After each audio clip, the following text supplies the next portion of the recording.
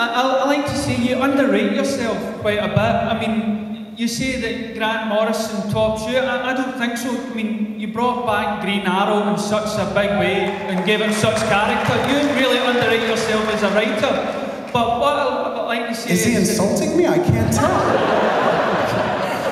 I thank you, sir. I don't believe I'm a very good writer, so I do underrate. I go for the undersell.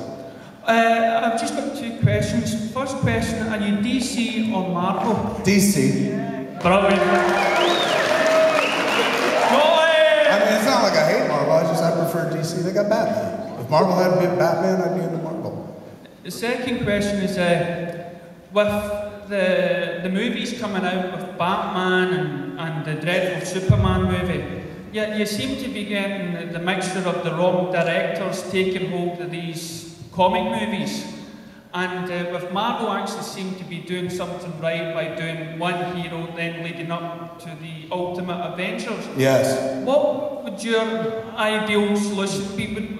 Would you recommend the comic book writers should actually start making movies instead of directors who've never read the book before? Like, I mean, you yourself could, I've heard you today say that you couldn't write one, but after reading Green Arrow and maybe Batman, it's just, if you can write a comic, why not adapt it? Like, do you know what I'm asking? Yeah, totally.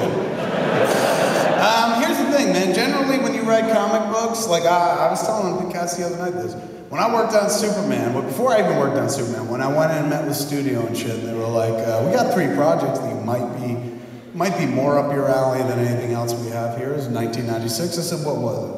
And the guy goes, Beetlejuice Goes Hawaiian. And I was like, I think we learned everything we needed to know about Beetlejuice in the first one. I think the story is complete.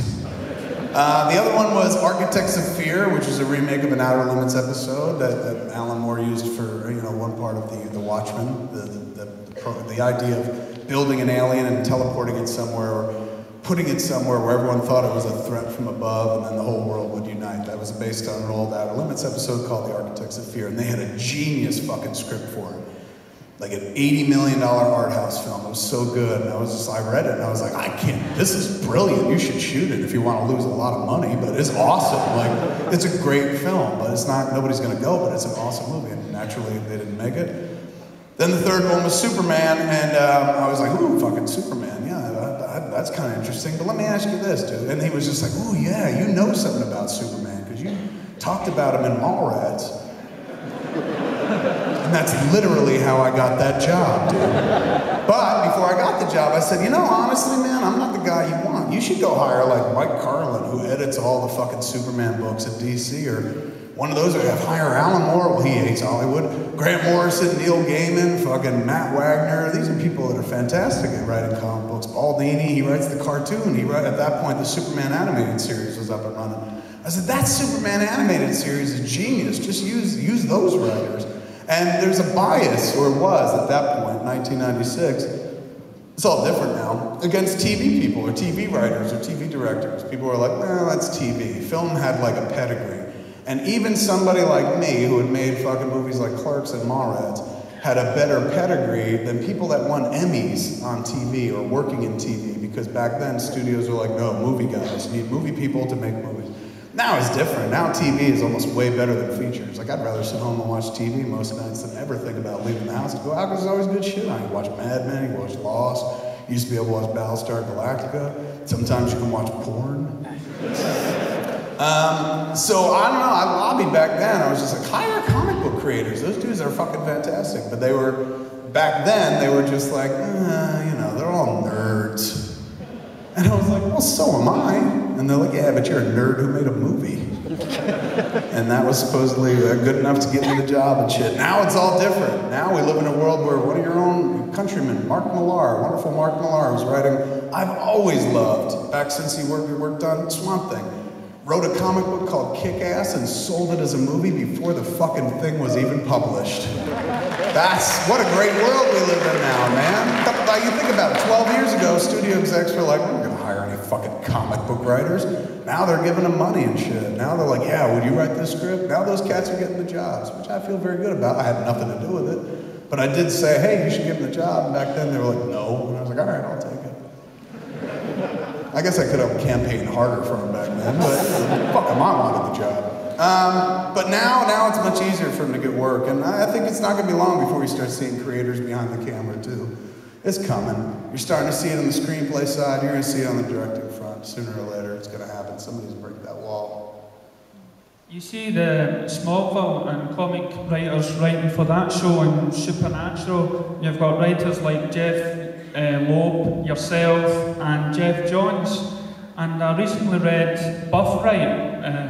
I was wondering, are there not DC, is DC too busy getting strangled by Warner Brothers that they can't seem to make their own movies the way that Marvel seems to get write what fans want to see instead of Warner Brothers putting their own wee just on it? I mean, look, I'll be honest with you, as much as I love Iron Man, I fucking love The Dark Knight way more, so I think Warner Brothers is getting it right. Like, The Dark Knight is the best comic book film I've ever seen. Close second was The Watchmen, which they also made.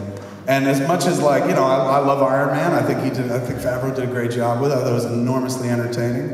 I thought the second Hulk was totally watchable and fun and shit, but, I mean, The Dark Knight, dude. Motherfucking Dark Knight. Did you see him flip a truck in the middle of Chicago? It was so weird. That's how amazing that movie was. That is the most low-tech stunt on the planet.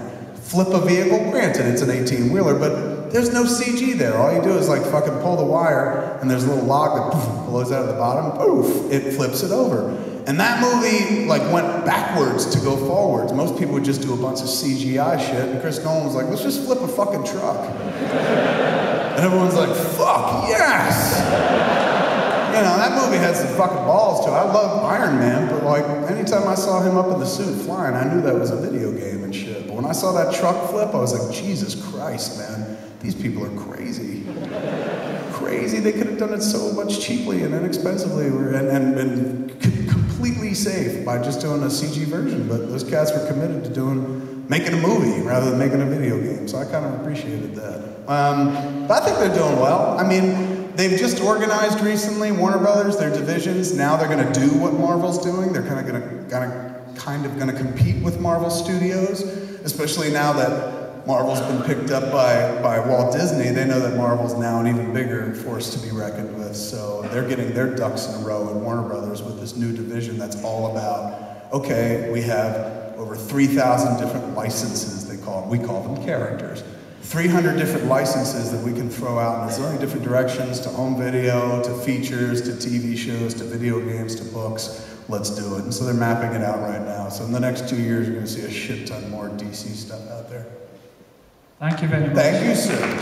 Oh, don't